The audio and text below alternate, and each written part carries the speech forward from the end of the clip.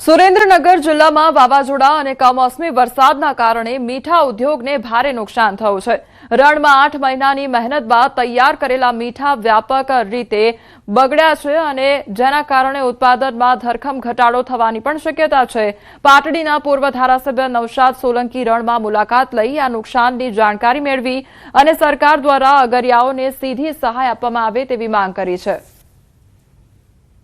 કમોસમી વરસાદ અને વાવાઝોડે અફાટ રણની અંદર ભયંકર તારાજી સર્જી છે।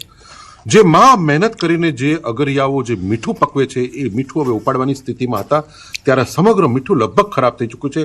એ મીઠા ઉપર ધૂળની ડમરીઓ લાગી ગઈ છે અને એના કારણે આ મીઠું જે એ કેટેગરીનું જે ગણાય છે એ હવે C-D કેટેગરીનું થઈ જતા એના ભાવ પણ મળવાના નથી। અમારી ટાંકી ઉડી ગઈ છે, બધી ઝૂંપડું ઉડી ગયું હતું। અમે પકડીને ઉભા હતા રાતે 3 વાગે।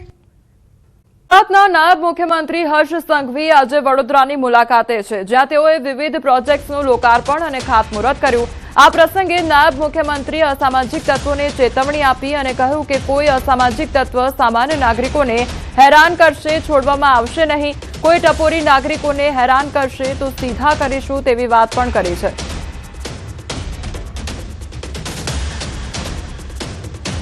આ લુખ્ખા ટપોરીઓને સીધા કરવાનો સંકલ્પ લીધો છે।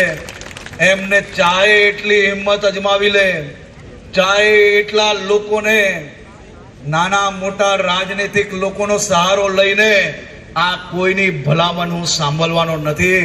આ લોકોને સીધા કરીને જ રહીશ।